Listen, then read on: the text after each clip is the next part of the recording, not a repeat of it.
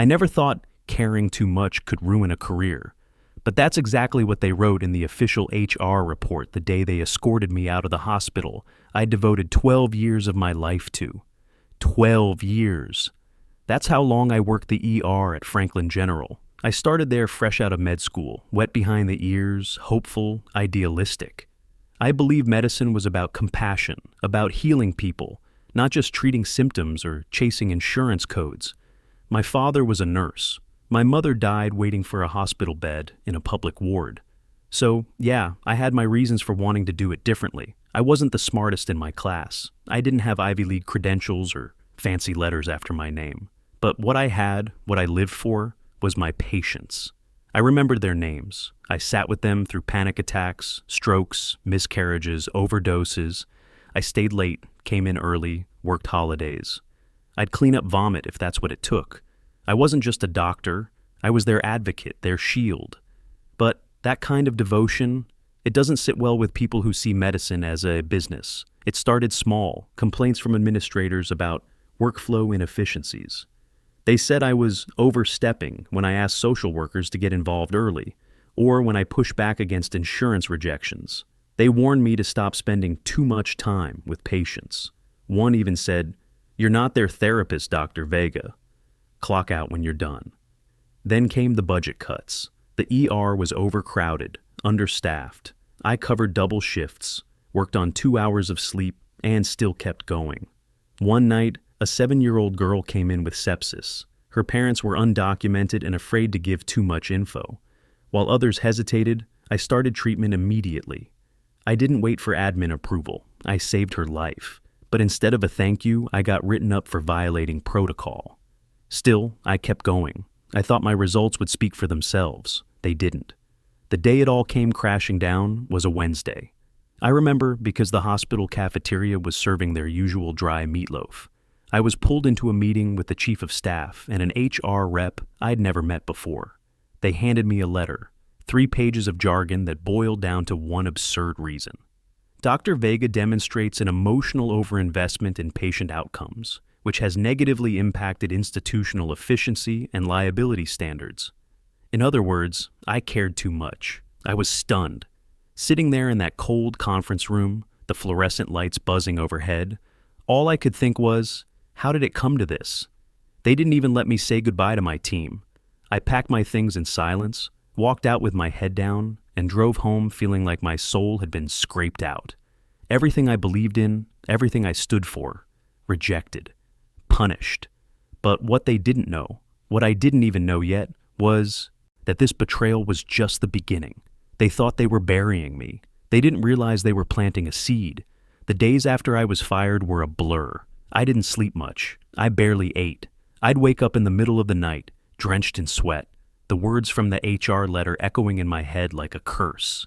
Emotional overinvestment. My hands, once so steady in the ER, now trembled when I poured coffee. I wasn't just unemployed. I felt erased, like everything I'd poured into those years, every life I'd touched, meant nothing. I tried to move on, but I couldn't stop thinking about it.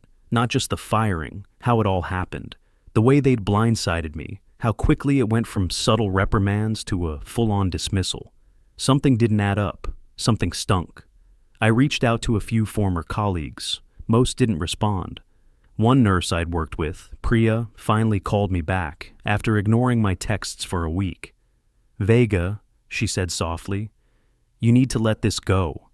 People are scared. They're watching us." That stopped me cold. Watching us? What did that mean? She wouldn't say more, just that things had changed. Upper management was clamping down on anyone who questioned decisions. One doctor got reassigned to a remote outpatient unit for arguing with billing. Another nurse got written up for sharing a GoFundMe link for a patient. I started to dig. At first, it was just casual research. I read public filings, reviewed nonprofit tax records.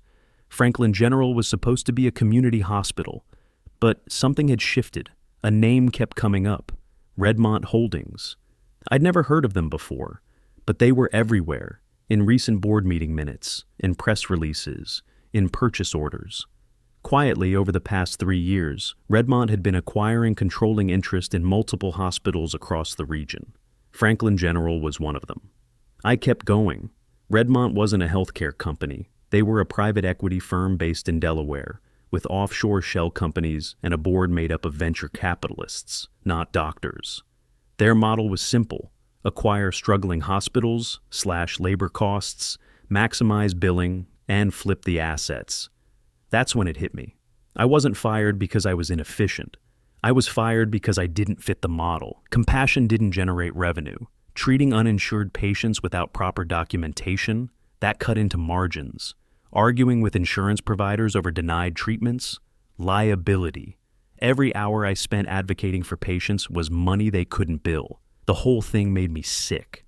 I tried talking to a reporter I knew from the local paper. She liked the story, but when I told her it was Redmont behind it, she hesitated. "They've got lawyers," she said. "They sue over everything. I've seen it." I couldn't sleep that night. I stared at the ceiling, mind racing.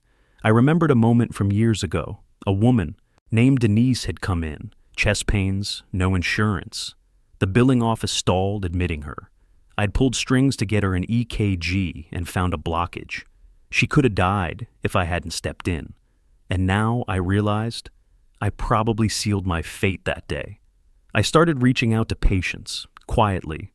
I found Denise on Facebook. She remembered me. "You saved my life," she said. "I tell my grandkids about you." That meant more to me than any performance review ever had. But when I mentioned Redmont, her voice dropped. "You know," she said, "someone from the hospital called me a few months ago asking questions about my bill. They were aggressive, like trying to get me to say I shouldn't have gotten treatment." I hung up. It wasn't just about cost-cutting anymore. It felt targeted, controlled, deliberate. I started to suspect that I wasn't the only one they pushed out. I tracked down another doctor, Dr. Calvin Roach. We hadn't talked in years. He'd been at a sister hospital, Meadow Ridge, which Redmont also acquired. When I found him, he was working telehealth consults from a cramped apartment. "They fired me too," he said flatly. "Said I was undermining billing by recommending too many preventative tests. They called it redundant diagnostics. I called it keeping people from dying." He paused. Then he leaned in. "You ever hear of Operation Clean Slate?" That was the first time I heard the name. Roach explained, Redmont had a plan to streamline their hospitals by purging staff deemed high risk to operational efficiency. It wasn't official, but the phrase had been whispered at executive meetings. Doctors who went off script, nurses who helped too much. They were flagged, phased out, silenced. I felt a chill run down my spine. It wasn't just me. I hadn't been unlucky. I'd been targeted. And the worst part? I still didn't have proof. Nothing that could blow the lid off this thing. No documents, no whistleblower testimony, no recordings. But something inside me had shifted. I wasn't just grieving anymore. I was angry. And I was going to find the truth, whatever it took. The next phase of my life didn't start with some grand revelation. It started with an inbox notification. Dr. Roach sent me a file, encrypted. "Don't open it on your phone," he warned. "Use a private network." You didn't get this from me. I waited until midnight. I borrowed my cousin's laptop, connected through a VPN, and opened the file in a dark room, my heart pounding like a drum. It was a series of internal memos, emails, and spreadsheets leaked from a whistleblower and Redmont's own corporate analytics team. The file was titled simply, Q4 Hospital Efficiency Review, Operation Clean Slate. And it was all there, line by line. Doctors' names, reasons for dismissal, risk assessments, dollar values assigned to each employee's continued presence. My name was listed next to over-engaged with patient advocacy, recurring pushback on billing procedures, financial impact, negative $416,000 annually. Next to Calvin Roach's, excessive diagnostics per patient, considered non-compliant with Redmont optimization model. There was even a color-coded scorecard, green for high-yield staff, yellow for monitor, and red for recommended removal. The red names were being phased out under the guise of poor performance or personality conflicts. It wasn't just strategy, it was a system, a cold, calculated purge of anyone who prioritized care over cash. I sat back in my chair, breathing hard. My hands trembled again, but not from fear. This time, it was rage and purpose. I wasn't just going to expose this. I was going to burn it to the ground. But I knew I couldn't do it alone. The next few weeks, I built something I hadn't in a long time, a team. I reached out to every red-listed doctor I could find. Some had left medicine altogether. Some were still fighting lawsuits, NDAS, blackballing. But a few, just enough, were still angry, still willing. We called ourselves the listeners because we were tired of being silenced. We started gathering testimonies, copies of write-ups, audio recordings from HR meetings, and internal documents like the one Roach sent me. One nurse, Clara, had a hidden recorder during her final months. She caught a meeting where a regional administrator said, and I quote, "We don't need martyrs, we need metrics." It wasn't just corporate heartlessness, it was damning, but I knew exposure wasn't enough. If we ran to the media too soon, Redmont's army of lawyers would crush us. We needed leverage, real leverage, something undeniable. That's when I got bold. I posed as a healthcare consultant. I created a fake profile, complete with credentials, resume, even references, and scheduled a call with Redmont's business development VP. I told them I was representing a venture fund interested in hospital acquisition strategy. Flattered and greedy, they gave me a private video presentation, complete with charts. They laid it all out. How they'd increase revenue per patient by limiting non-billable touch points, how they'd optimize labor by 40%, and, most damning, how emotional labor expenditure by legacy staff created inefficiencies. That was it. Emotional labor expenditure. That was their phrase for caring. I recorded the whole thing, and now I had them. Meanwhile, something else happened, something I didn't expect. People started reaching out to me, former patients, staff still working inside Redmont-owned hospitals, even one of their accountants, an intern, barely 25, who'd seen one too many shady wire transfers and couldn't stomach it anymore. I became something of a secret node, a lighthouse for everyone who'd been swept away in Redmont's tide. But even as I plotted my revenge, part of me still ached. I missed medicine. I missed the rush of helping someone in real time, the sleepless nights, the terrifying, beautiful pressure of it all. I realized that fighting Redmont wasn't just about justice. It was about reclaiming something that had been stolen from all of us, meaning, purpose. So, I stopped thinking like a victim, or even an avenger. I started thinking like a builder. What if we didn't just burn down their system? What if we replaced it? That's when I reconnected with an old mentor, Dr. Nayla Henderson. She'd retired early after her clinic was absorbed and gutted, but she still believed in the mission. She told me about a small, failing hospital in the rural outskirts of the state. Nobody wanted it. Redmont had passed on it years ago. It was still for sale. And the asking price? Less than a luxury condo in Manhattan.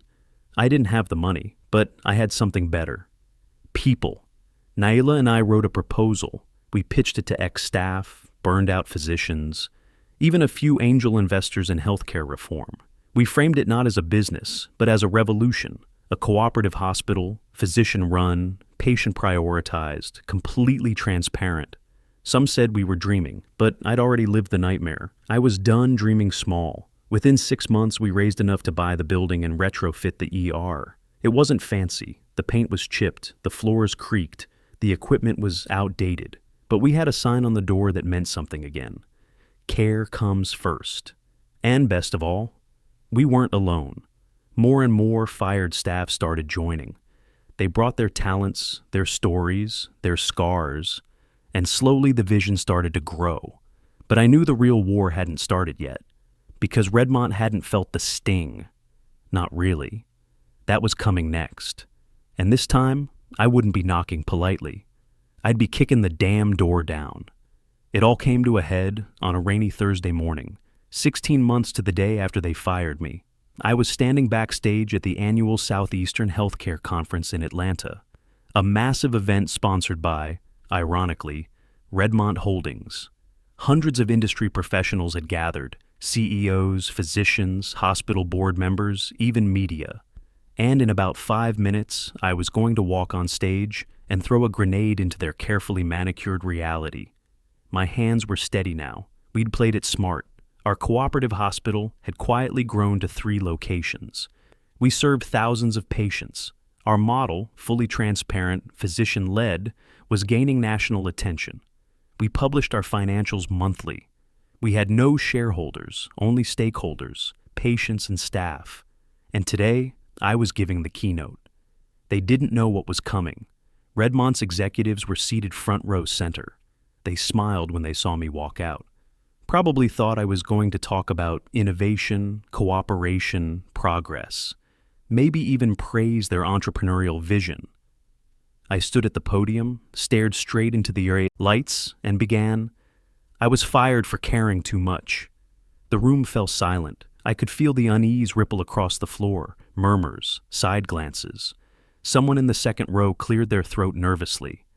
I was told that compassion had no place in modern medicine, that advocating for patients made me a liability, that staying late, fighting insurance denials, comforting families, that made me inefficient.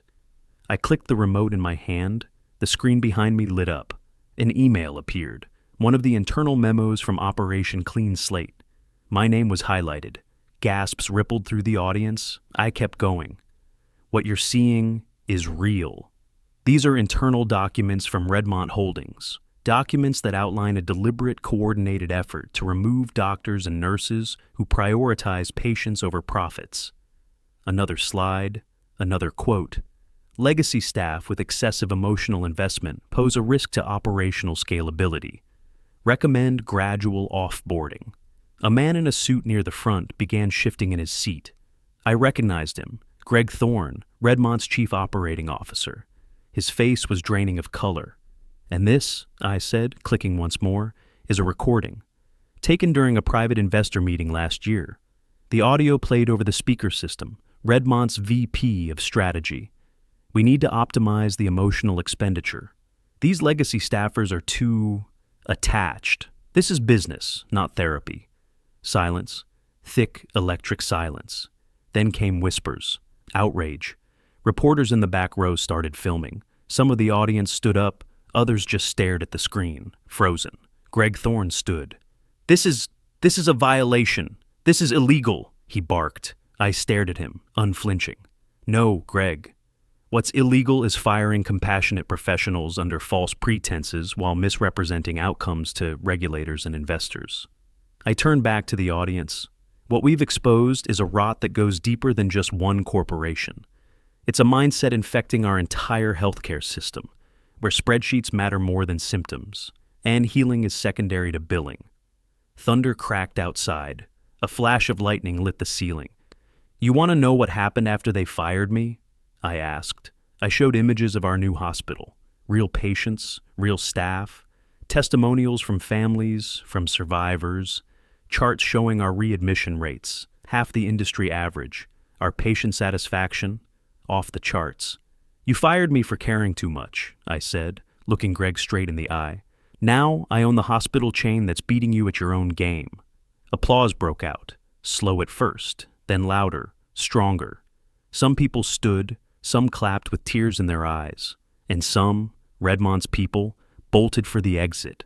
I ended with a final slide. Healthcare is not a business model. It's a covenant. If we forget that, we lose more than money. We lose our humanity. After the speech, the media swarmed me. News outlets picked up the story within hours. By evening, Operation Clean Slate was trending nationwide. The leaked documents spread like wildfire. Redmont's stock dropped 14% in 2 days. Congressional hearings were being discussed before the week was over. But that wasn't the real victory. The real win came later, when I got emails from former nurses, from janitors, even from patients who said, "Thank you." I thought no one cared anymore. I stood on the hospital roof that night, rain falling in soft sheets, letting it soak into my coat. My chest felt heavy, not from exhaustion, but from something else. Closure, maybe even pride. I remembered walking out of Franklin General in silence, my career in shambles, heart crushed. And now? Now I was leading a revolution. The system that tried to break me only made me stronger. They thought they'd taken everything, but they gave me the one thing I never had before, a reason to fight back. The fallout was swift. Within 72 hours of the conference, Redmont Holdings became a sinking ship. Major outlets picked up the story: CNN, ProPublica, the New York Times. Their board issued a rushed statement calling the leaked documents unauthorized and misinterpreted, but no one was buying it. The audio recordings were irrefutable. The memos were damning. Public pressure mounted like a tsunami. Whistleblower hotlines were flooded. Former employees, once too afraid to speak, now came forward in waves. Nurses, doctors, even billing coordinators, all confirming what we had exposed. A deliberate campaign to gut patient-centered care in favor of financial engineering. 2 class action lawsuits were filed against Redmont within the week. One from terminated staff, the other from patients whose care had been compromised. The Department of Health and Human Services opened a formal investigation. Greg Thorne resigned publicly. 3 board members followed. Their stock cratered. Investors pulled out. Hospitals under their umbrella began breaking away, looking for independent paths forward. They were finally being held accountable. And yet, closure didn't come as easily as I thought it would. I should have felt victorious, vindicated. I'd exposed the monster. I'd struck back. But part of me still grieved for the years I spent questioning my worth, for the patients I couldn't save, for the colleagues I watched disappear, one by one, under pressure and silence. The first night after the conference, I found myself sitting alone in the empty chapel of our hospital, the same hospital I now co-owned. The stained glass window glowed faintly in the moonlight. I wasn't praying. I wasn't even sure I believed anymore. But I sat there, still, quiet. All I could think about were the faces. Denise, the woman whose life I saved despite protocol. Marcus, the janitor who thanked me every night for speaking to him like a human. Being little Nia, the 7-year-old with sepsis who'd started kindergarten this year. She sent me a crayon drawing 2 weeks ago. It's still pinned to my office wall. I thought about what it cost to get here, and I realized something. Justice doesn't erase pain. It doesn't rewind time. But it does give pain meaning. It gives loss purpose. And in that purpose, I found something I hadn't felt in a long time. Peace. The next morning, I walked the floor of our ER just like I used to. No security watching me. No administrators checking a stopwatch. Just me, my stethoscope, and the quiet buzz of a place that finally felt alive again. I passed by a nurse I'd never met before. She looked up from her chart and smiled. "Dr. Vega," she said, "thank you for giving us this place." I smiled back. "No, thank you for helping me rebuild it." And just like that, the weight began to lift. I was no longer just the doctor who got fired for caring too much. I was the one who made caring the foundation of everything we stood for. Life looks very different now. Not easier, just clearer. Every morning, I walk into a hospital I helped build from the ashes, where compassion isn't a liability. It's the foundation. Where nurses aren't afraid to speak up. Where doctors aren't punished for taking time to listen. Where the janitor's name is known. Where the receptionist gets as much respect as the chief surgeon. And where every single person who walks through our doors, insured, undocumented, rich, poor, scared, hopeful, gets the same human treatment. We call it Haven Health. Not because it sounds nice, but because that's what we promised to be. A haven. We started with 1 building, 1 outdated ER. Now, we've grown to 5 clinics across the region, each one run by staff who were cast aside by the old system, nurses fired for oversharing, physicians who spent too long with dying patients, even administrators who refused to fudge numbers. We built a new model, not by reinventing the wheel, but by putting empathy back at the center. I'm not just a doctor now. I'm a founder, a leader, a builder. I sit in boardrooms where my voice sets the tone. I no longer beg for permission to do the right thing. I create the policies that protect it. Every meeting begins with the same question. How does this serve the patient? And if the answer isn't crystal clear, we don't move forward. Personally, I've changed too. For a long time, I thought my worth was measured in hours logged, lives saved, medals earned. But I learned that value isn't found in burning yourself out for a broken system. It's in knowing when to fight back and how. I've learned to rest too, to set boundaries, to say no when I need to. I started painting again, something I hadn't done since med school. I spend Sundays cooking with my sister. I take long walks at sunrise, no pager buzzing at my hip. I've even started mentoring young medical students, teaching them not just anatomy or diagnostics, but integrity, the kind they won't learn in textbooks. And sometimes I get letters. One came last month from a Redmond executive, anonymous, unsigned. It said, "I was part of the system that tried to destroy you. You won. We needed someone to show it could be done differently." That one hit deep. I don't carry hate for them anymore, just clarity. They taught me something they never intended, that if you strip away a person's title, paycheck, prestige, what remains is truth. And my truth was never in their metrics or memos. It was in the moment a scared mother clutched my hand at 2 a.m. It was in the trembling thank you of a patient who thought they were alone. It was in every second I chose people over policy. That's where the power was. That's where it always will be. So, yes, I was fired for caring too much. But I took that care and built an empire with it. And I sleep better now, knowing that in a world obsessed with efficiency, I chose to stay human, and I'll never apologize for that. If there's one thing this journey has taught me, it's this. The world will always try to convince you that caring too much is a weakness, that empathy slows you down, that standing up for others, especially in broken systems, will only get you burned. And they're right. You might get burned. But what they never tell you is that the fire can also forge you. For a long time, I believed being a good doctor meant following the rules, staying in line, keeping my head down. I thought compassion was something extra, something you added on top when time allowed. But now I know the truth. Compassion isn't a bonus, it's the blueprint. Without it, everything else collapses. When I lost my job, I thought I lost my purpose. What I really lost was my illusion, that the system we worked in was built to protect people. It wasn't. But people can rebuild what institutions break. Every time someone told me I was too emotional, too invested, too stubborn about doing the right thing, I carried that with shame. Now, I carry it like armor. Because what they tried to crush in me was the one thing this world needs more of. People who give a damn. So, if you've ever been told you care too much, don't shrink. Don't apologize. Don't change. That too much might be the very thing that saves someone's life. It might even change the world. We live in a time where the lines between right and easy get blurred, but in that blur, you get to choose. Blend in or stand firm. Let them call you too soft, too loud, too brave, too human. Wear it all like a badge. Because the people who care too much, they're the ones who start revolutions. And if my story leaves you with anything, let it be this.